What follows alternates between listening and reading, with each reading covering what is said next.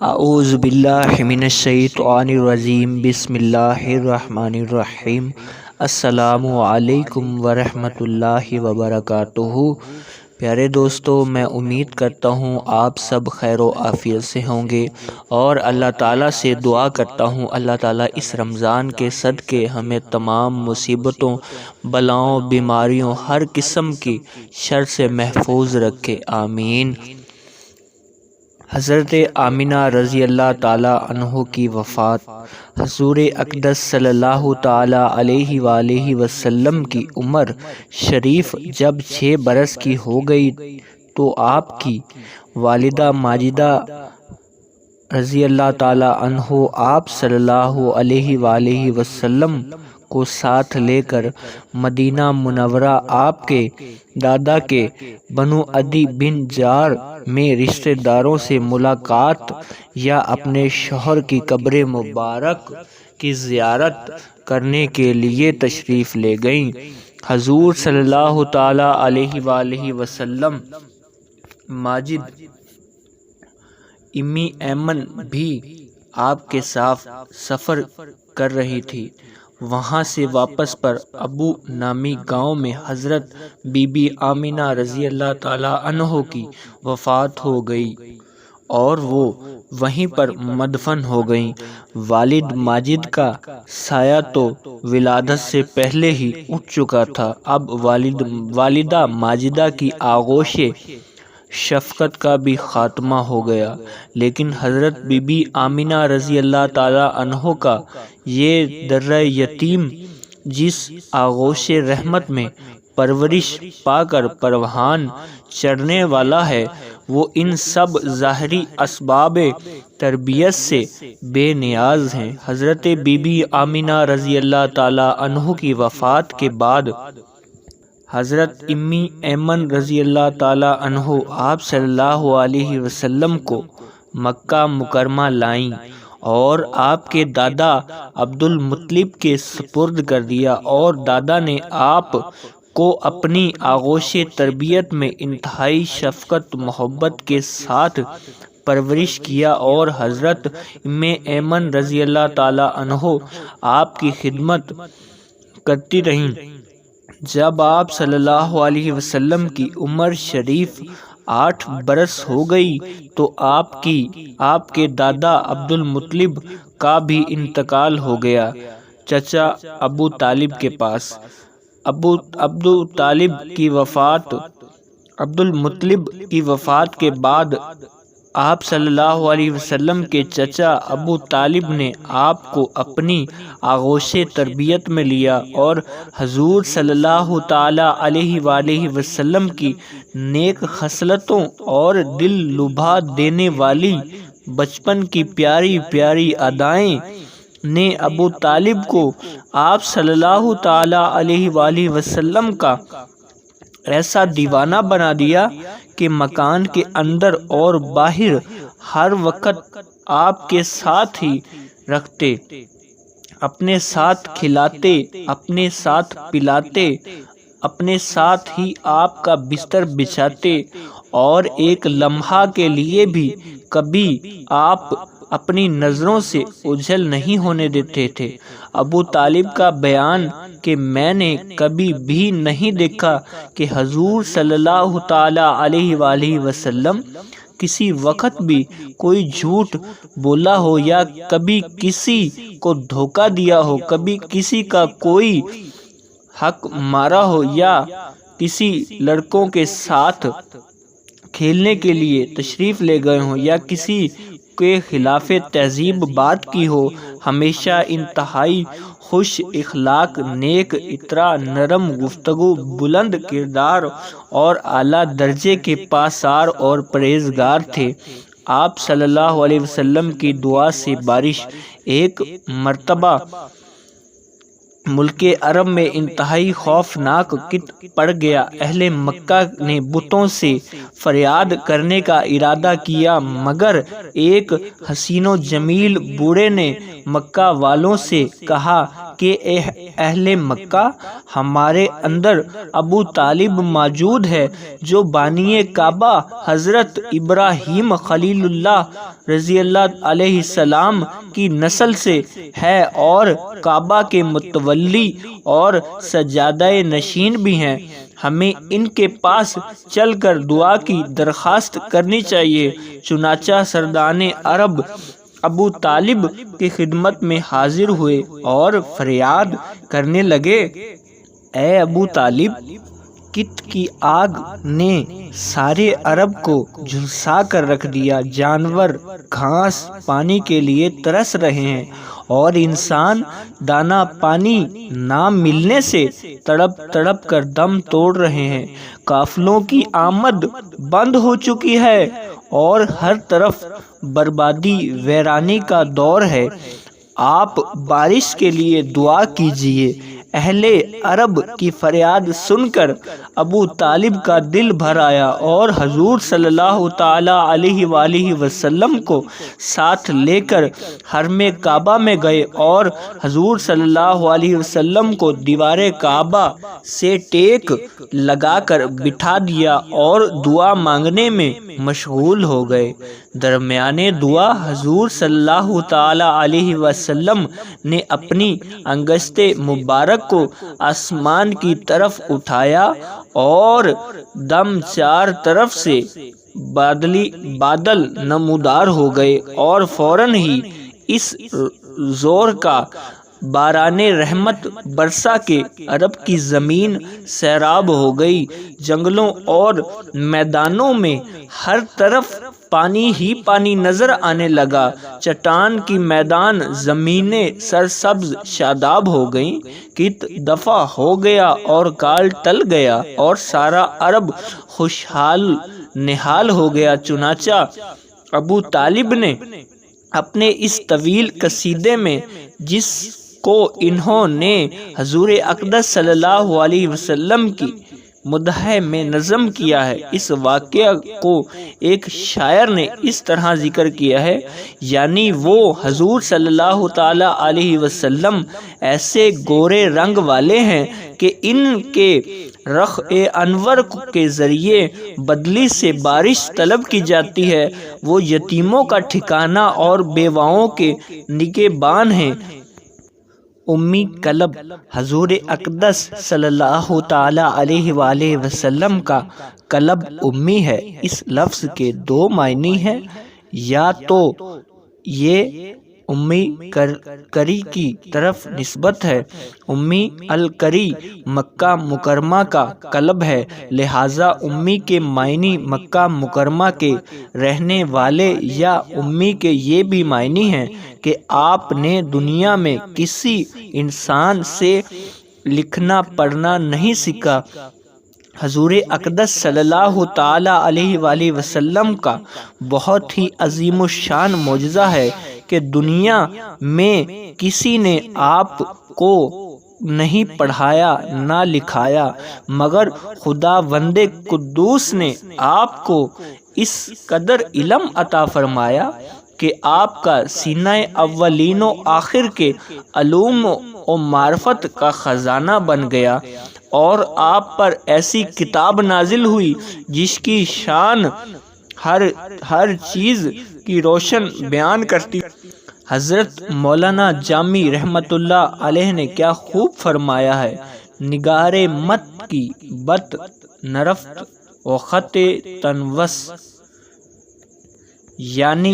میرے محبوب صلی اللہ علیہ وآلہ وسلم نہ کبھی مکتب میں گئے، نہ کبھی لکھنا سیکھا، مگر اپنے چشم و بروا کے اشارے سے سینکڑوں مدارس کو سبق دیا۔ ظاہر ہے کہ جس کا استاد اور تعلیم دینے والا اخلاق عالم جل جلالہ اور بھلا اس کو، اور استاد سے تعلیم حاصل کرنے کی کیا ضرورت ہوگی۔ اعلیٰ حضرت فاضل بریلوی قدوس نے ارشاد فرمایا، آپ صلی اللہ علیہ وسلم کے امی ہونے کا حقیقی راز کیا ہے؟ اس کو تو خداوند عالم الغیوب کے سوا اور کون بتا سکتا ہے، لیکن بظاہر اس میں چند حکمتیں اور فوائد معلوم ہوتے ہیں، یہ کہ تمام دنیا کا علم سکھانے والا حضور اقدس صلی اللہ علیہ وسلم ہوں، اور آپ صلی اللہ علیہ وسلم کا استاد صرف خداوند عالم ہی ہو۔ کوئی انسان آپ کا استاد نہ ہوتا کہ کبھی کوئی یہ نہ کہہ سکے کہ پیغمبر تو میرا پڑھایا ہوا شاگرد ہے، یہ کہ کوئی شخص کبھی یہ خیال نہ کر سکے کہ فلاں آدمی حضور اقدس کا استاد تھا تو شاید وہ حضور اقدس سے زیادہ علم والا ہوگا۔ سوم حضور صلی اللہ تعالی علیہ وسلم کے بارے میں یہ وہم بھی نہ کر سکے کہ حضور صلی اللہ تعالی علیہ وآلہ وسلم چنانچہ پڑھے لکھے آدمی تھے، اس لیے انہوں نے خود ہی قرآن کی آیتوں کو اپنی طرف سے بنا کر پیش کیا، اور قرآن انہی کا بنایا ہوا کلام ہے۔ چہارم، جب حضور صلی اللہ تعالی علیہ وآلہ وسلم ساری دنیا کو کتاب حکمت کی تعلیم دی تو کوئی یہ نہ کہہ سکے کہ پہلی اور پرانی کتابوں کو دیکھ کر اس قسم کا انمول انقلاب آفرین تعلیمات دنیا کے سامنے پیش کر رہے ہیں۔ پنجم، اگر حضور صلی اللہ تعالی علیہ وسلم کا کوئی استاد ہوتا تو آپ کو اس کی تعظیم کرنی پڑتی، حالانکہ حضور اقدس صلی اللہ تعالی علیہ وآلہ وسلم کو خالق کائنات نے اس لیے پیدا فرمایا تھا کہ سارا عالم آپ صلی اللہ علیہ وسلم کی تعظیم کرے، اس لیے حضور حق جل شانہ نے اس کو گوارا نہیں فرمایا کہ میرے محبوب کسی کے آگے ذرا نوئے تعظیم کریں اور کوئی اس کا استاد ہو۔ سفر شام اور بحریہ، جب حضور صلی اللہ تعالی علیہ وآلہ وسلم کی عمر شریف 12 برس کی ہوئی تو اس وقت ابو طالب نے تجارت کی غرض سے ملک شام کا سفر کیا۔ ابو طالب کو چنانچہ حضور صلی اللہ تعالی علیہ وسلم سے بہت ہی ولوانہ محبت تھی، اس لیے وہ آپ کو بھی سفر پر اپنے ہمراہ لے گئے۔ حضور اقدس صلی اللہ علیہ وسلم نے اعلان نبوت سے قبل 3 بار تجارتی سفر فرمایا، 2 مرتبہ ملک شام گئے اور 1 بار یمن تشریف لے گئے۔ یہ ملک شام کا پہلا سفر۔ اس سفر کے دوران بصری میں بحریہ راہب عیسائی سادھو کے پاس آپ کا قیام ہوا۔ اس نے تورات انجیل میں بیان کی ہوئی نبی آخر الزماں کی نشانیوں سے آپ صلی اللہ تعالی علیہ وآلہ وسلم کو دیکھنے ہی پہچان لیا، اور بہت ہی عقیدے اور احترام کے ساتھ اس نے آپ کے قافلہ والوں کو دعوت کی، اور ابو طالب سے کہا کہ یہ سارے جہاں کے سردار اور رب العالمین کے رسول ہیں، جس کو خدا عز و جل نے رحمت العالمین بنا کر بھیجا ہے۔ میں نے دیکھا ہے کہ شجرہ و جان کو سجدہ کرتے ہیں اور ابرانے پر سایہ کرتے ہیں، اور ان کے دونوں شانوں کے درمیان مہر نبوت ہے، اس لیے تمہارے اور ان کے حق میں یہی بہتر ہوگا کہ اب تم ان کو لے کر آگے نہ جاؤ اور اپنا مال تجارت یہیں فروخت کر دو کہ بہت جلد مکہ چلے جاؤ، کیونکہ ملک شام میں یہودی لوگ ان کے بہت بڑے دشمن ہیں، وہاں پہنچتے ہی لوگ ان کو شہید کر ڈالیں گے۔ بحیرہ رحب کے کہنے پر ابو طالب کو خطرہ محسوس ہونے لگا، چنانچہ انہوں نے وہیں اپنی تجارت کا سارا مال فروخت کر دیا اور بہت جلد حضور صلی اللہ تعالی علیہ وآلہ وسلم کو اپنے ساتھ لے کر مکہ مکرمہ واپس آ گئے۔ بحیرہ رحب نے پتہ چلتے وقت انتہائی عقیدے کے ساتھ آپ کو سفر کا کچھ توشہ بھی دیا۔ تیسرا باب اعلان نبوت سے پہلے کے کارنامے۔ جنگ فجار۔ اسلام سے پہلے عربوں میں لڑائیوں کا ایک طویل سلسلہ جاری تھا۔ انہیں لڑائیوں میں سے ایک مشہور لڑائی جنگ فجار کے نام سے مشہور ہے۔ عرب کے لوگ ذوالقعدہ، ذوالحجہ، محرم اور رجب، ان 4 مہینوں کا بے حد احترام کرتے ہیں اور ان مہینوں میں لڑائی کرنے کو گناہ جانتے ہیں، یہاں تک کہ عام طور پر ان مہینوں میں لوگ تلواروں کو نیام میں رکھتے ہیں اور نیزوں کی برچیاں اتار لیتے ہیں، مگر اس کے باوجود کبھی کبھی کچھ ایسے ہنگامی حالات درپیش ہو گئے کہ مجبور انہیں مہینوں میں بھی لڑائیاں کرنی پڑیں، تو ان لڑائیوں کو اہل عرب حروب فجار،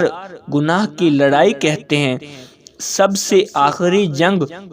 فجار جو قریش اور کیس کے قبیلوں کے درمیان ہوئی، اس وقت حضور صلی اللہ تعالی علیہ وسلم کی عمر شریف 20 برس کی تھی، چنانچہ اس جنگ میں حق پر تھے، اس لیے ابو طالب وغیرہ اپنے چاچو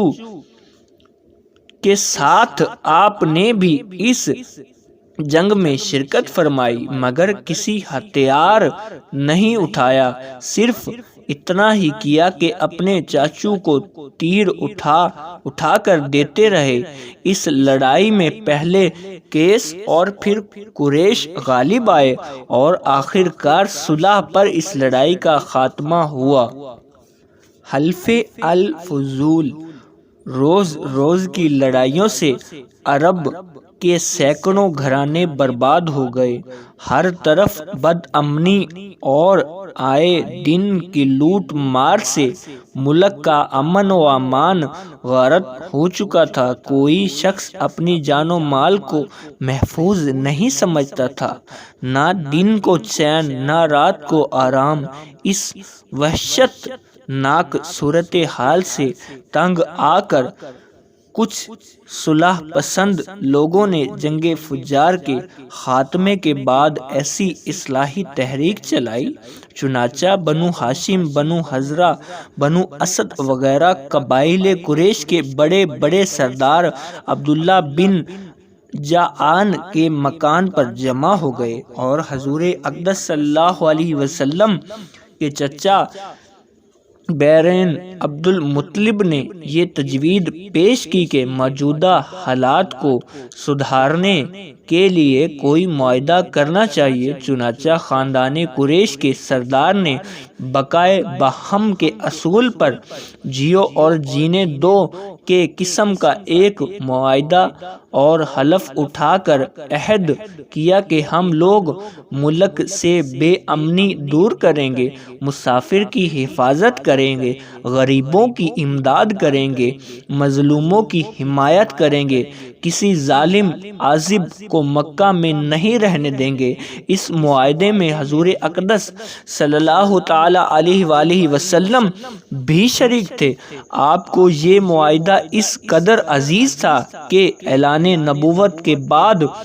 آپ صلی اللہ علیہ وسلم فرمایا کرتے تھے کہ اس معاہدے سے مجھے اتنی خوشی ہوئی کہ اگر اس معاہدے کے بدلے میں کوئی مجھے سرخ رنگ کے اونٹ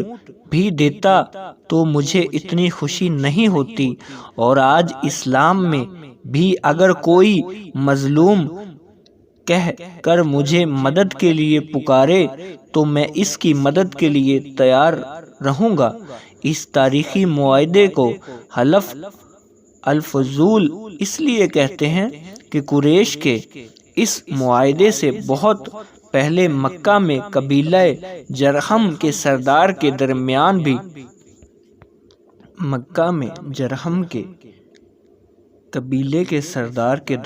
بالکل ایسی ہی ایک معاہدہ ہوا،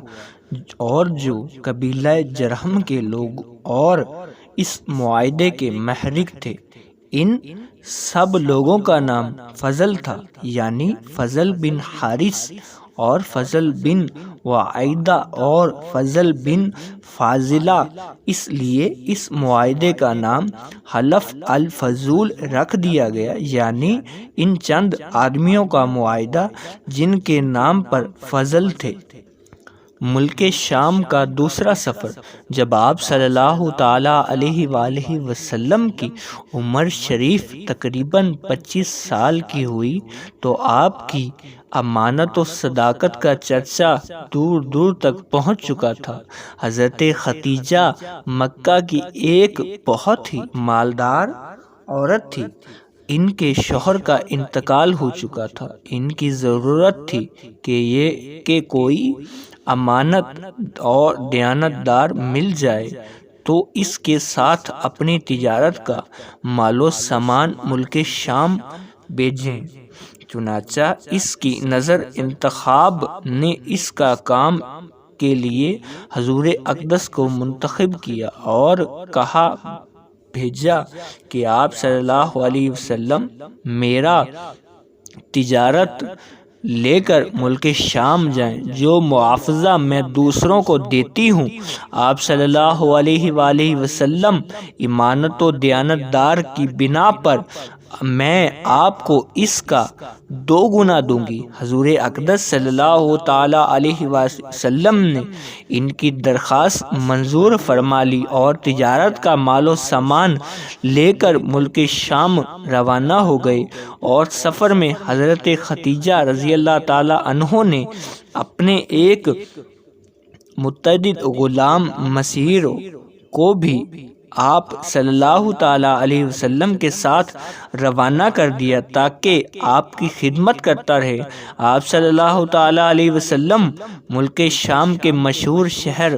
بصرہ کے بازار میں پہنچے تو وہاں نسوارہ راہب کی خانقاہ کے قریب ٹھہرے۔ نسوارہ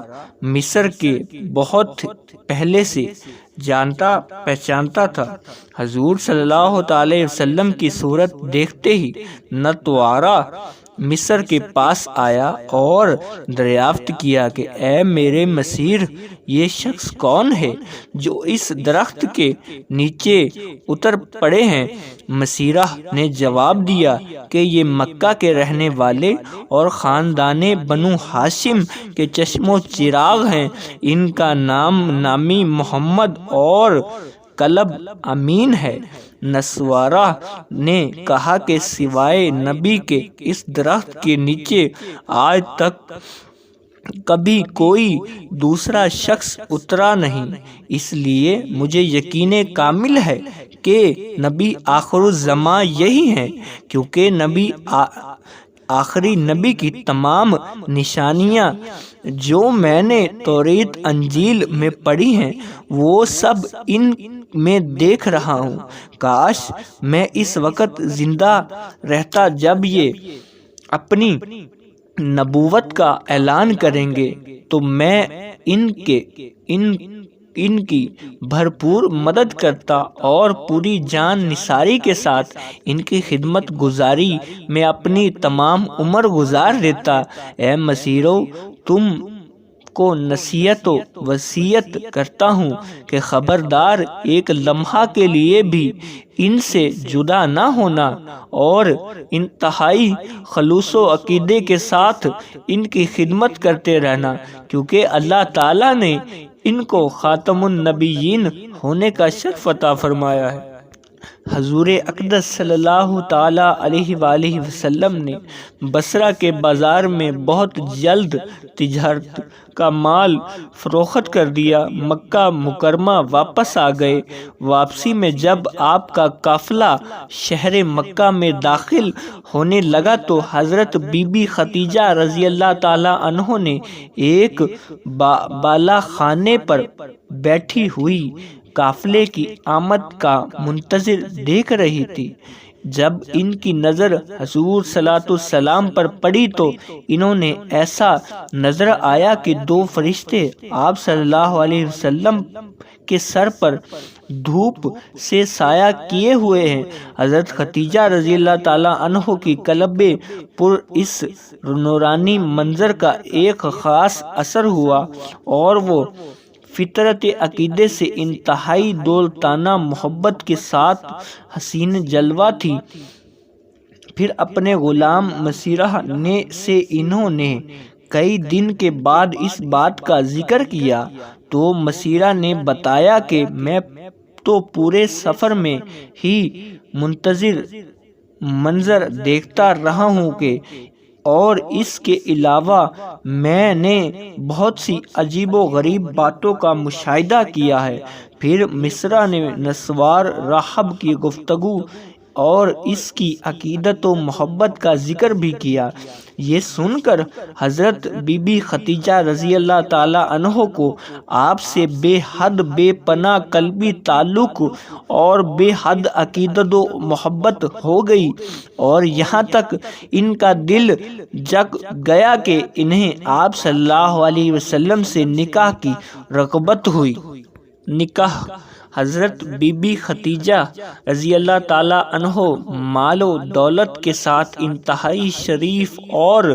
رفعت مآب خاتون تھی۔ اہل مکہ ان کی پاک دامنی اور پارسائی کی وجہ سے ان کو ظاہرہ پاک باز کہا کرتے تھے۔ ان کی عمر 40 سال کی ہو چکی تھی۔ پہلے ان کا نکاح ابو حالیہ بن زارہ تمیمی سے ہوا تھا اور ان سے دو لڑکے ہند بن ابو حالیہ اور حالیہ بن ابو حالیہ پیدا ہو چکے تھے۔ پھر ابو حالیہ کے انتقال کے بعد حضرت خدیجہ رضی اللہ تعالی عنہ نے دوسرا نکاح عتیق بن عابد مجزمی سے کیا۔ ان سے بھی دو اولادیں ہوئیں، ایک لڑکا عبداللہ بن عتیق اور ایک لڑکی ہند بن عتیق۔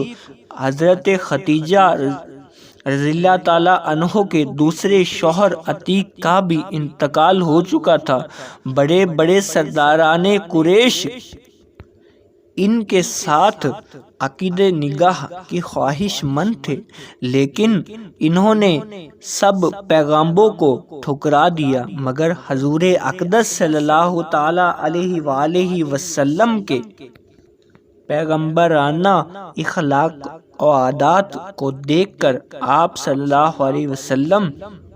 کے حیرت انگیز حالات کو سن کر یہاں تک ان کا دل آپ کی طرف مائل ہو گیا کہ خود بخود ان کے قلب میں آپ سے نکاح کی رغبت پیدا ہو گئی۔ کہا تو بڑے بڑے مالدار اور شہر مکہ کے سرداروں کے پیغامبروں کو دور کر چکی تھی اور یہ طے کر چکی تھی کہ اب 40 برس کی عمر میں تیسرا نکاح نہیں کروں گی، اور کہاں خود ہی حضور اقدس کی پھوپھی حضرت صفیہ رضی اللہ تعالی عنہ کو بلایا جو ان کے بھائی عوام بن خلید کی بیوی تھی۔ ان سے حضور صلی اللہ علیہ وسلم کی کچھ ذاتی حالات کے بارے میں مزید معلومات حاصل کی اور پھر نفیسہ بنت امیہ کے ذریعے خود ہی حضور صلی اللہ علیہ وسلم کے پاس نکاح کا پیغام بھیجا۔ مشہور امام سیرت بن اسحاق نے لکھا ہے کہ اس رشتے کو پسند کرنے کی وجہ حضرت خدیجہ رضی اللہ تعالی عنہ خود حضور صلی اللہ علیہ وسلم بیان کی ہے۔ وہ خود ان کے الفاظ میں یہ ہے، یعنی میں نے آپ صلی اللہ علیہ وسلم کے اچھے اخلاق اور آپ صلی اللہ علیہ وسلم کی سچائی کی وجہ سے آپ کو پسند کیا۔ حضور اقدس نے اس رشتے کو اپنے چاچا ابو طالب اور آپ صلی اللہ علیہ وآلہ وسلم کے اچھے اخلاق اور آپ صلی اللہ علیہ وسلم کی سچائی کی وجہ سے آپ کو پسند کیا۔ حضور صلی اللہ علیہ وسلم نے اس رشتے کو اپنے چچا ابو طالب اور خاندان کے دوسرے بڑے بوڑھوں کے سامنے پیش فرمایا۔ بھلا حضرت خدیجہ رضی اللہ تعالی عنہ جیسی پاک دامن شریف عقل مند اور مالدار عورت سے شادی کرنے کا کون نہ کہتا۔ سارے خاندان والوں نے نہایت خوشی کے ساتھ اس رشتے کو منظور کر لیا اور نکاح کی تاریخ مقرر ہو گئی۔ حضور صلی اللہ علیہ وآلہ وسلم حضرت حمزہ اور ابو طالب وغیرہ اپنے چاچاؤں اور خاندان کے دوسرے افراد شرفا بنی ہاشم اور سردار ان کی مصر کو اپنی بارات میں لے کر حضرت خدیجہ رضی اللہ تعالی عنہ کے مکان پر تشریف لے گئے اور نکاح ہوا۔ اس نکاح کے وقت ابو طالب نے نہایت ہی صحیح بلغ خطبہ پڑھا اور اس خطبے سے بہت ہی اچھی طرح اس بات کا اندازہ ہو جاتا ہے کہ اعلان نبوت سے پہلے آپ کے خاندانی بڑے بوڑھے آپ صلی اللہ علیہ وسلم کے متعلق کیسا خیال تھا اور آپ کے اخلاق عادات نے ان پر کیسا اثر ڈالا تھا۔ ابو طالب کے اس خطبے کا ترجمہ یہ ہے: تمام تعریفیں اس خدا کے لیے جس نے ہم لوگوں کو حضرت ابراہیم علیہ السلام کی نسل اور حضرت اسماعیل علیہ السلام کی اولاد میں بتایا اور ہم کو مد اور مصر کے خاندان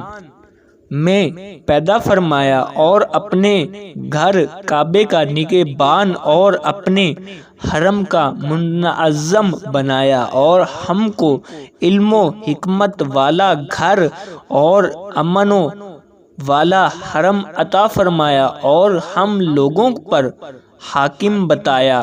میرے بھائی کا فرزند محمد بن عبداللہ ہے۔ یہ ایسا نوجوان ہے کہ قریش کے جس شخص کا بھی اس کے ساتھ موازنہ کیا جائے یہ اس سے ہر شان میں بڑا ہوا ہی رہے گا۔ ہاں، مال اس کے پاس کم ہے، لیکن مال تو ایک ڈھلی ہوئی چھاؤں اور دل بدل ہونے والی چیز ہے۔ اما بعد، میرا بھتیجا محمد صلی اللہ تعالی علیہ وآلہ وسلم وہ شخص ہے جس کے ساتھ میری قرابت اور محبت کے لوگ اچھی طرح جانتے ہیں۔ وہ خدیجہ بنت خویلد رضی اللہ تعالی عنہ سے نکاح کرتا ہے اور میرے مال میں سے 20 اونٹ مہر مکرم کرتا ہے اور اس کا مستقبل ہی تا باک عظیم الشان جلیل القدر ہے۔ جب ابو طالب اپنا یہ دلوانہ انگیز خطبہ ختم کر چکے تو حضرت بی بی خدیجہ رضی اللہ تعالی عنہ کے چاچا بھائی ورقہ بن نوفل نے بھی کھڑے ہو کر ایک شاندار خطبہ پڑھا جس کا مفہوم یہ ہے: خدا ہی کے لیے محمد ہے جس نے ہم کو ایسا بتایا جیسا کہ ابو طالب آپ نے ذکر کیا اور ہمیں وہ تمام فضیلتیں عطا فرمائی جن کو آپ نے شمار کیا۔ بلا شبہ ہم لوگ عرب کے پیشو اور سردار ہیں، اور آپ لوگ بھی تمام فضائل کے اہل ہیں۔ کوئی قبیلہ آپ لوگوں کے فضائل کا انکار نہیں کر سکتا، اور کوئی شخص آپ لوگوں کے فخر و شرف کو رد نہیں کر سکتا، اور بے شک ہم لوگ نے نہایت ہی رغبت کے ساتھ آپ لوگوں کے ساتھ ملنے اور رشتے میں شامل ہونے کو پسند کیا۔ لہٰذا اے قریش، تم گواہ رہو کہ ختیجہ بن خولید رضی اللہ تعالیٰ عنہ کو میں نے محمد بن عبداللہ صلی اللہ تعالیٰ علیہ وآلہ وسلم کی زوجیت میں دیا 400 مستقال مہر کے بدلے۔ غرض حضرت بی بی ختیجہ رضی اللہ تعالیٰ عنہ کے ساتھ حضور صلی اللہ علیہ وسلم کا نکاح ہو گیا، اور محبوب خدا صلی اللہ علیہ وسلم کا خانہ معیشت ازدواجی زندگی کے ساتھ آباد ہوا۔ حضرت بی بی ختیجہ رضی اللہ تعالیٰ عنہ تقریباً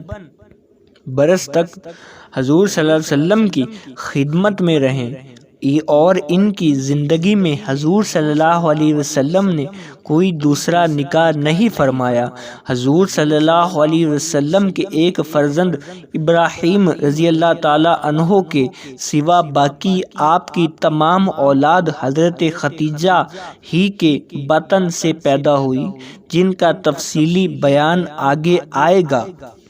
حضرت ختیجہ رضی اللہ تعالیٰ عنہ نے اپنی ساری دولت حضور صلی اللہ علیہ وسلم کے قدموں پر قربان کر دی، اور اپنی تمام عمر حضور صلی اللہ علیہ وسلم کی غم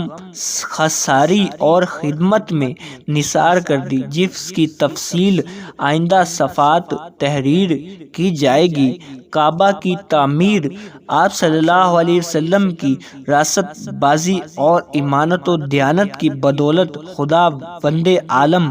عز و جل نے آپ صلی اللہ علیہ وسلم کو اس قدر مقبول خالق بنا دیا، اور عقل سلیم اور بے مثال دانائی کا ایسا جوہر عطا فرمایا کہ کم عمری میں آپ صلی اللہ علیہ وسلم نے عرب کے بڑے بڑے سردار کے جھگڑوں کا ایسا لاجواب فیصلہ فرمایا کہ بڑے بڑے دانشور اور سرداروں نے اس فیصلے کی عظمت کے آگے سر جھکا دیا، اور سب نے با اخلاق آپ صلی اللہ علیہ وسلم کو اپنا حکیم اور سردار العظیم تسلیم کر لیا۔ چنانچہ اس قسم کا ایک واقعہ تعمیر کعبہ کے وقت پیش آیا، جس کی تفصیل یہ ہے کہ آپ صلی اللہ علیہ وسلم کی عمر 35 برس کی ہوئی تو زوردار بارش سے حرم میں کعبہ ایسا سیلاب آیا کہ کعبہ کی عمارتیں بالکل ہی منہدم ہو گئی۔ حضرت ابراہیم اور اسماعیل کا بنایا ہوا بہت ہی پرانا ہو چکا تھا۔ علیقہ کعبہ جرم اور کسا وغیرہ نے اپنے اپنے وقتوں میں اس کعبہ کی تعمیر و مرمت کرتے رہے تھے، مگر چنانچہ عمارتیں نشم میں تھیں، اس لیے پہاڑوں سے برساتی پانی کی بہاؤ کا زوردار داوی مکہ میں ہو کر گزرتا تھا۔ اکثر حرم کعبہ میں سیلاب آ جاتا تھا۔ کعبہ کی حفاظت کے لیے بالائی حصے میں قریش نے بند بھی باندھے ہوئے تھے، مگر وہ بند بار بار ٹوٹ جاتے تھے، اس لیے قریش نے یہ طے کیا کہ عمارت کو ڈھا کر پھر سے کعبہ ایک مضبوط عمارت بنائی جائے، جس کا دروازہ بلند اور چھت بھی ہو۔ چنانچہ قریش نے مل جل کر تعمیر کا کام شروع کر دیا۔ اس تعمیر میں حضور صلی اللہ علیہ وسلم بھی شریک ہوئے، اور سرداران قریش کے دش بدش پتھر اٹھا اٹھا کر لا رہے تھے۔ مختلف قبیلوں نے تعمیر کے لیے مختلف حصے آپس میں تقسیم کیے۔ جب عمارت حجۂ سود تک پہنچ گئی تو قبائل میں سخت جھگڑا ہو گیا۔ ہر قبیلہ یہی چاہتا تھا کہ ہم ہی حجرۂ اسود کو اٹھا کر دیوار میں نصب کریں تاکہ ہمارے قبیلے کے لیے یہ فخر و اعزاز بن جائے کہ اس کشمکش میں 4 دن گزر گئے، یہاں تک نوبت پہنچی کہ تلواریں نکل آئیں۔ بنو عبد الدار اور بنو عدی کے قبیلوں نے تو اس پر جان کی بازی لگا دی اور زمانہ جہالت کے دستور کے مطابق اپنی قسموں کو مضبوط کرنے کے لیے ایک پیالہ بھی خون بھر کر اپنی انگلیوں سے اس میں ڈبو کر چاٹ لی۔ 5ویں دن حرم کعبہ میں تمام قبائل جمع ہوئے اور اس جھگڑے کو طے کرنے کے لیے ایک بڑے بوڑھے شخص نے تجویز پیش کی کہ کل جو شخص صبح سویرے سب سے پہلے حرم کعبہ میں ہوا اس کو پنجے مال لیا جائے گا، جو فیصلہ کر دے سب اس کو تسلیم کریں گے۔ چنانچہ سب نے یہ بات مان لی۔ خدا ونز ازل کی شان کو صبح کو جو شخص حرم کعبہ میں ہوا وہ حضور رحمت العالمین صلی اللہ علیہ وسلم تھے۔ آپ کو دیکھتے ہی سب پکار اٹھے کہ واللہ یہ امن ہی ہے، لہذا ہم سب ان کے فیصلے پر راضی ہیں۔ آپ صلی اللہ علیہ وسلم نے اس جھگڑے کا اس طرح فیصلہ فرمایا کہ پہلے آپ نے حکم دیا کہ جس قبیلے کے لوگ حجرۂ اسود کو اس طرح مقام پر رکھنے کی عدمی ہے کہ ان کا ایک ایک سردار چن لیا جائے۔ چنانچہ ہر قبیلے والوں نے اپنا سردار چن لیا۔ پھر حضور صلی اللہ علیہ وآلہ وسلم نے اپنی چادر مبارک کو بچھا کر حجر اسود اس پر رکھا اور سردار کو حکم دیا کہ سب لوگ اس چادر کو تھام کر مقدس پتھر کو اٹھائیں۔ چنانچہ سب سرداروں نے چادر کو اٹھایا اور جب حجر اسود اپنے مقام تک پہنچ گیا تو حضور صلی اللہ علیہ وسلم نے اپنی معتبر ہاتھوں سے اس مقدس پتھر کو اٹھا کر اس جگہ رکھ دیا۔ اس طرح ایسی خونیر لڑائی ٹل گئی جس کا نتیجہ نامعلوم کتنا خون بہا ہوتا۔ خانہ کعبہ کی عمارت بن گئی، لیکن تعمیر کے لیے جو سامان جمع کیا گیا تھا وہ کم پڑ گیا، اس لیے ایک طرف کا کچھ حصہ باہر چھوڑ کر نئی بنیاد قائم کر دی گئی۔ چھوٹا سا کعبہ بنا لیا گیا۔ کعبہ معظمہ کا یہی حصہ جس کو قریش نے عمارت سے باہر چھوڑ دیا تھا حطیم کہلاتا ہے، جس میں کعبہ معظمہ کی چھت کا پرانا لا کرتا ہے۔ سب سے پہلے فرشتوں نے ٹھیک بیت المعمور کے سامنے زمین پر خانہ کعبہ کو بتایا، پھر حضرت آدم علیہ السلام نے اس کی تعمیر فرمائی۔ اس کے بعد حضرت آدم علیہ السلام کے فرزند نے عمارت کو بتایا۔ اس کے بعد حضرت ابراہیم خلیل اللہ اور ان کے فرزند جمند حضرت اسماعیل علیہ السلام نے اس مقصد کو گھر کو تعمیر کیا، جس کی تاکید قرآن مجید میں بھی ہے۔ قوم الکعبہ کی تعمیر، جس کے بعد قبیلہ جرہم نے اس عمارت بنائی۔ قریش کی مورث اعلیٰ قصہ بن کلاب کی تعمیر۔ قریش کی تعمیر جس میں حضور صلی اللہ علیہ وسلم بھی شرکت فرما اور قریش کے ساتھ خود بھی اس دوش مبارک پتھر اٹھا کر لاتے رہے۔ حضرت عبداللہ بن زبیر رضی اللہ تعالی عنہ نے اپنے آپ دور خلافت میں حضور صلی اللہ علیہ وسلم کو تجویزہ کردہ نقشہ کے مطابق تعمیر کیا، یعنی حتیم کی زمین کو کعبہ میں داخل کر دیا اور دروازہ سطح زمین کے برابر نچار رکھا، اور ایک دروازہ مشرق کی جانب اور ایک دروازہ مغرب کی سمت بنا دیا گیا۔ عبد الملک بن مروو اموا کے ظالم گوججان بن یوسف صنفی نے عبداللہ بن زبیر رضی اللہ تعالیٰ عنہ کو شہید کر دیا، ان کے بنائے ہوئے کعبہ کو ڈھا دیا اور پھر زمانہ جہالت کے نقشے کے مطابق بتایا جو آج تک موجود ہے۔ ابراہیم خلیل اللہ علیہ السلام کی تعمیر۔ زمانہ جہالت میں قریش کی عمارت اور ان دونوں تعمیروں میں 2725 برس کا فاصلہ ہے۔ حضرت عبداللہ بن زبیر رضی اللہ تعالی عنہ کی تعمیر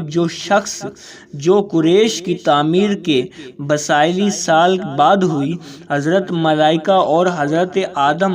اور ان کے فرزندوں کی تعمیر بارے میں حضرت جلسبی رحمۃ اللہ علیہ نے فرمایا کہ یہ صحیح روایتوں سے ثابت نہیں ہے۔ باقی تعمیروں کے بارے میں انہوں نے لکھا کہ یہ عمارت معمولی ترمیم یا ٹوٹ پھوٹ کی مرمت تھی، تعمیر جدید نہیں تھی۔ مخصوص احباب۔ اعلان نبوت سے قبل جو لوگ حضور صلی اللہ علیہ وسلم کے مخصوص احباب و رفقا تھے، وہ سب نہایت ہی بلند اخلاق، عالی مرتبہ، ہوش مند اور باوقار لوگ تھے۔ ان میں سب سے زیادہ مقرب حضرت ابو بکر رضی اللہ تعالی عنہ تھے، جو برسوں آپ صلی اللہ علیہ وسلم کے ساتھ وطن اور سفر میں رہے اور تجارت نیز دوسروں کاروباری معاملات میں ہمیشہ آپ صلی اللہ علیہ وسلم کے شریک دار تھے۔ اس طرح حضرت خدیجہ رضی اللہ تعالی عنہ کے چچا بھائی حضرت حکیم بن حزام رضی اللہ تعالی عنہ، جو قریش کے نہایت ہی موزن رئیس تھے اور جن کا ایک خصوصی شرف یہ ہے کہ ان کی ولادت خانہ کعبہ کے اندر ہوئی تھی، یہ بھی حضور اقدس کے مخصوص اسباب میں سے خصوصی امتیاز رکھتے ہیں۔ حضرت زما بن ثعلبہ رضی اللہ تعالی عنہ، جو زمانہ جہالت میں طبابت اور جراحی کا پیشہ کرتے تھے، یہ بھی احباب خاص میں سے ہیں۔ حضور صلی اللہ علیہ وسلم کی اعلان نبوت کے بعد اپنے گاؤں سے مکہ آئے تو قریش کی زبانی پر پرند اسنا کہ محمد صلی اللہ علیہ وسلم مجنون ہو گئے۔ پھر یہ دیکھا کہ حضور صلی اللہ علیہ وسلم راستے میں تشریف لے جا رہے ہیں، آپ صلی اللہ علیہ وسلم کے پیچھے لڑکوں کا ایک غول ہے جو شور مچا رہا ہے۔ یہ دیکھ کر زما بن ثعلبہ رضی اللہ تعالیٰ عنہ کو کچھ شبہ پیدا ہوا اور پرانی دوستی کی بنا پر ان کو انتہائی رنج و قلب ہوا، چنانچہ حضور صلی اللہ علیہ وسلم کے پاس آئے اور کہنے لگے، اے محمد صلی اللہ علیہ وآلہ وسلم، میں طبیب ہوں اور جنون کا علاج کر سکتا ہوں۔ یہ سن کر حضور صلی اللہ علیہ وسلم نے خدا عز و جل کی حمد و ثنا کے بعد چند جملے ارشاد فرمائے، جن کا حضرت زماد بن ثعلبہ رضی اللہ تعالی عنہ کے قلب پر اتنا گہرا اثر پڑا کہ وہ فوراً ہی مشرف شبہ اسلام ہو گئے۔ حضرت قیس بن سائب مجزی رحمۃ اللہ علیہ تجارت کے کاروبار میں آپ صلی اللہ علیہ وسلم کے شریک کار رہتے تھے۔ آپ صلی اللہ علیہ وآلہ وسلم گہرے دوستوں میں سے تھے۔ کیا کہتے تھے کہ حضور صلی اللہ علیہ وسلم کا معاملہ اپنی تجارتی شرکا کے ساتھ ہمیشہ نہایت ہی صاف ستھرا رہتا تھا اور کبھی کوئی جھگڑا پیش نہیں آتا۔ محدثین عرب سے تعلقات۔ عرب میں اگرچہ ہر طرف شرک پھیل گیا تھا اور گھر گھر میں بت پرستی کا چرچا تھا، مگر اس ماحول میں بھی ایسے لوگ تھے جو توحید کے پرستار اور شرک و بت پرستی سے بیزار تھے۔ انہیں خوش نصیبوں میں زید بن عمر بن نفیل ہیں۔ یہ علی اعلان شرک و بت پرستی سے انکار اور جہالت کے مشرکانہ رسموں سے نفرت کا اظہار کرتے تھے۔ یہ حضرت عمر رضی اللہ تعالیٰ عنہ کے چچا زاد بھائی تھے۔ شرک بت پرستی کے خلاف اعلان مذمت کی بنا پر ان کا چچا خطاب بن نفیل ان کو بہت ہی زیادہ تکلیف دیا کرتا تھا، یہاں تک کہ ان کو مکہ سے شہر بدر کر دیا تھا اور ان کو مکہ میں داخل ہونے نہیں دیتا تھا، مگر یہ ہزاروں اندیشوں کے باوجود عقیدہ توحید پر پہاڑ کی طرح ڈٹے ہوئے تھے۔ چنانچہ آپ کے دو شعر بہت مشہور ہیں جن کو مشرکین کے محلوں اور مجمعوں میں بآواز بلند سنا کرتے تھے، یعنی کیا میں اپنے رب کی اطاعت کروں یا 1000 رب کی؟ جب لوگوں کے دینی معاملات تقسیم ہو چکے،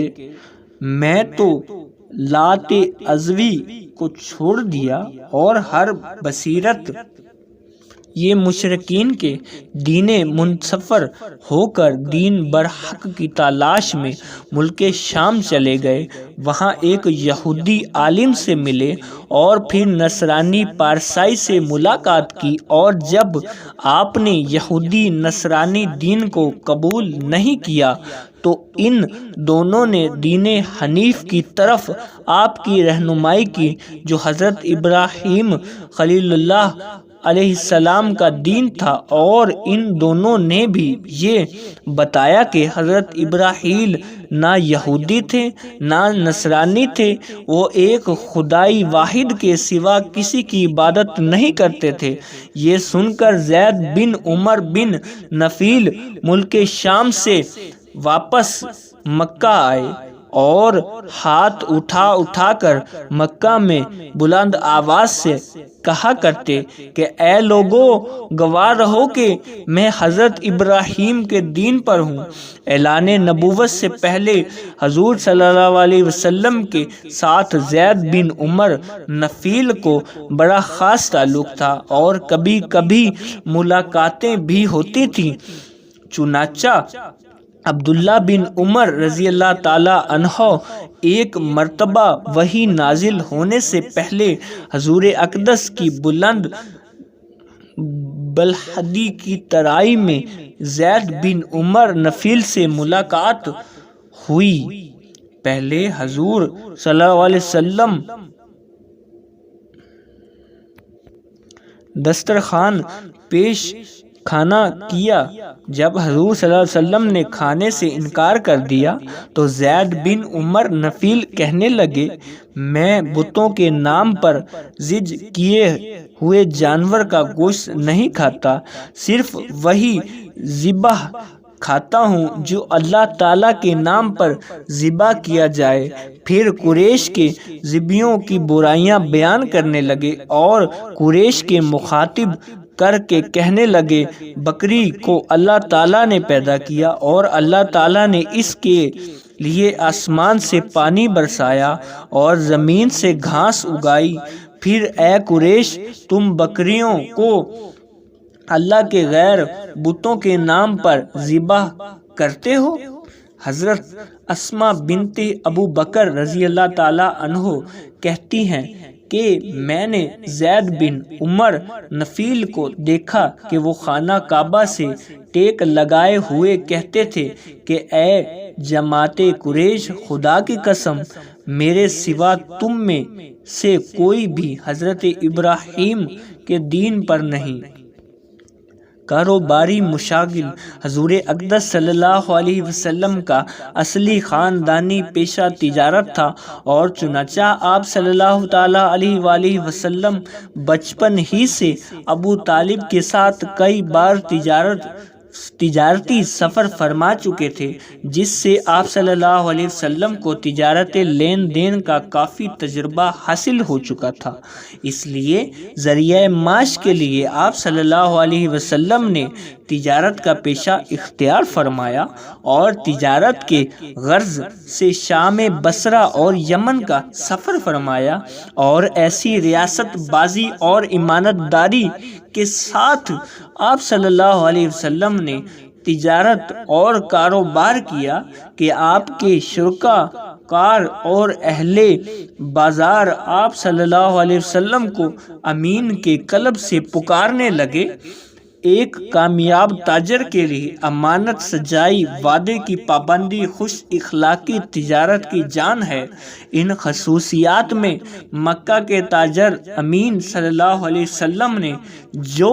تاریخ شاہکار پیش فرمائی، اس کی مثال تاریخ عالم میں نادر زورگار ہے۔ حضرت عبداللہ بن الحمصہ صحابی رضی اللہ تعالی عنہ کا بیان ہے کہ نزول وحی اعلان نبوت سے پہلے میں نے آپ صلی اللہ علیہ وسلم سے کچھ خرید و فروخت کا معاملہ کیا، کچھ رقم میں نے ادا کر دی، کچھ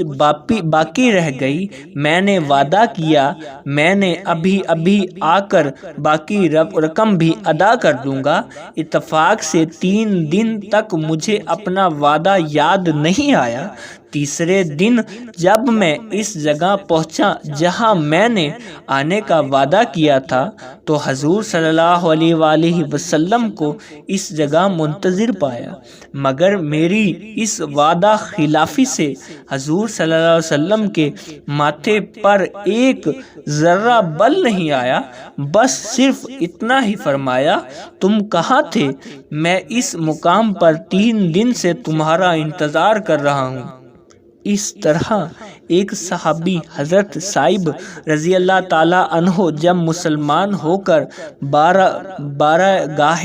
رسالت میں حاضر ہوئے تو لوگ ان کی تعریفیں کرنے لگے، تو رسول صلی اللہ علیہ وسلم نے فرمایا کہ میں انہیں تمہاری نسبت سے زیادہ جانتا ہوں۔ حضرت صائب رضی اللہ تعالیٰ عنہ کہتے، میں نے عرض گزار ہوا میرے باپ آپ صلی اللہ علیہ وسلم پر فدا ہوں، آپ نے سچ فرمایا، اعلان نبوت سے پہلے آپ صلی اللہ علیہ وسلم میرے شریک تجارت اور کیا ہی اچھے شریک تھے، آپ نے کبھی لڑائی جھگڑا نہیں کیا۔ غیر معمولی کردار۔ حضور اقدس صلی اللہ علیہ وسلم کا زمانہ طفولیت ختم ہوا اور جوانی کا زمانہ آیا تو بچپن کی طرح آپ صلی اللہ علیہ وسلم کی جوانی بھی عام لوگوں سے نرالی تھی۔ آپ صلی اللہ علیہ وسلم کا شباب جسم حیا اور جلن، حسمت، وقار کا کامل نمونہ تھے۔ اعلان نبوت سے قبل حضور اقدس صلی اللہ علیہ وسلم کی تمام زندگی بہترین اخلاق و عادات کا خزانہ تھی۔ سچائی، دیانت داری، وفاداری، عہد کی پابندی، بزرگوں کی عظمت، چھوٹوں پر شفقت، رشتہ داروں سے محبت، رحم و سخاوت، قوم کی خدمت، دوستوں سے ہمدردی، عزیزوں کی غمخواری، غریبوں اور مسافروں کی خبرگیری، دشمنوں کے ساتھ نیک برتاؤ، مخلص خدا کی خیر خواہی، عرض تمام نیک خصلتوں اور اچھی اچھی باتوں میں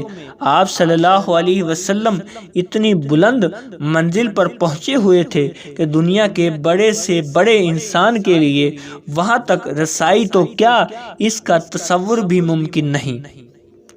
کم بولنا، فضول باتوں سے نفرت کرنا، خندہ پیشانی اور خوش روئی کے ساتھ دوستوں اور دشمنوں سے ملنا،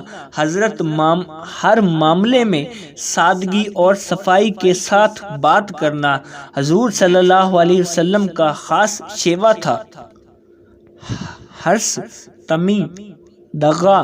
فریب، جھوٹ، شراب خوری، بدکاری، ناچ گانا، لوٹ مار، چوری فحش گوئی، عشق بازی، یہ تمام بری عادتیں اور محزونی خصلتیں جو زمانہ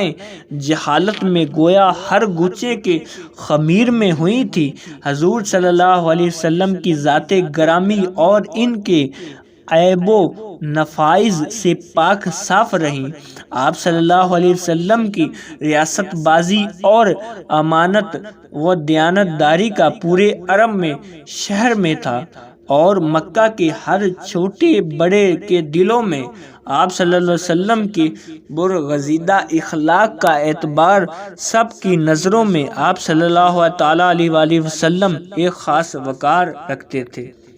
25 سے تقریباً 40 برس کی عمر شریف ہو گئی، لیکن زمانہ جہالت کے ماحول میں رہنے کے باوجود تمام مشرکانہ رسموں اور جہالت اطوار سے ہمیشہ آپ صلی اللہ علیہ وسلم کا دامن پاک ہی رہا۔ مکہ شرک و بت پرستی کا سب سے بڑا واحد مرکز تھا۔ خود خانہ کعبہ میں 360 بتوں کی پوجا ہوتی تھی۔ آپ صلی اللہ علیہ وسلم کے خاندان والے ہی کعبہ کے متولی اور شہزادہ نشین تھے، لیکن اس کے باوجود آپ صلی اللہ علیہ وسلم نے کبھی بھی بتوں کے آگے سر نہیں جھکایا۔ عز و جل وحی اور اعلان نبوت سے پہلے بھی آپ صلی اللہ علیہ وسلم کی مقدس زندگی اخلاق حسنہ اور محاسن افعال کا مجسمہ اور تمام عیب و فضائل سے پاک و صاف رہی۔ چنانچہ اعلان نبوت کے بعد آپ صلی اللہ علیہ وسلم کے دشمنوں نے انتہائی کوشش کی کہ کوئی ادنی صائب یا ضیاء ایسی خلاف تہذیب کوئی بات آپ صلی اللہ علیہ وسلم کی زندگی کے کسی دور میں بھی مل جائے تو اس کا اچھال کر آپ صلی اللہ علیہ وسلم کے وقار پر حملہ کر کے لوگوں کی نگاہوں میں آپ کو ذلیل و خوار کیا جائے۔ مگر تاریخ گواہ ہے کہ ہر دشمن سوچتے تھک گئے، لیکن کوئی ایسا واقعہ بھی نہیں مل سکا جس سے وہ آپ صلی اللہ علیہ وسلم کے شعبہ حضور صلی اللہ علیہ وسلم کے کردار انسانیت کا ایک ایسا غیر القول اور غیر معمولی کردار جو نبی صلوات السلام کے سوا کسی دوسرے کے لیے ممکن نہیں ہے۔ یہی وجہ ہے کہ اعلان نبوت کے بعد سادے روحین آپ صلی اللہ علیہ وسلم کا کلمہ پڑھ کر تن و من دھن کے ساتھ اس طرح آپ صلی اللہ علیہ وسلم پر جان قربان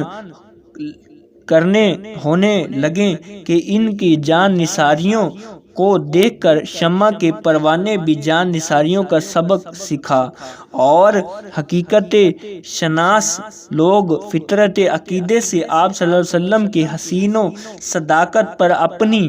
خلقوں کو قربان کر کے آپ صلی اللہ علیہ وسلم کے بتائے ہوئے اسلامی راستے پر عاشقانہ اداؤں کے ساتھ زبان حال سے یہ کہتے ہوئے چل پڑے کہ اعلان نبوت سے بیعت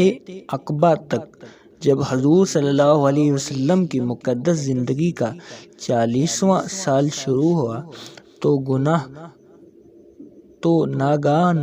آپ صلی اللہ علیہ وسلم کی ذات اقدس میں ایک انقلاب رونما ہوا کہ ایک دم آپ صلی اللہ علیہ وسلم کی خلوت پسند آ گئی اور اکیلے انتہائی میں بٹھا کر خدا کی عبادت کا شوق پیدا ہو گیا۔ آپ صلی اللہ علیہ وسلم اکثر اوقات غور و فکر میں پائے جاتے تھے اور آپ صلی اللہ علیہ وسلم کا بیشتر وقت مناظر قدرت کے مظاہر اور کائنات کے فطرت کے معاملے میں صرف ہوتا۔ دن رات خالق کائنات کی ذات و صفات کے تصور میں اور اپنی قوم کے بگڑے ہوئے حالات کے سدھارنے اور ان کی تعبیروں کو سوچ بچار میں مصروف رہنے لگے۔ اور ان دنوں میں ایک نئی بات یہ بھی ہو گئی کہ حضور صلی اللہ علیہ وسلم کے اچھے اچھے خواب نظر آنے لگے اور آپ صلی اللہ علیہ وسلم کا ہر خواب اتنا سچا ہوتا کہ آپ جو کچھ دیکھتے اس کی تعمیر صبح صادق کی طرف روشن ہو کر ظاہر نمودار ہو جاتی۔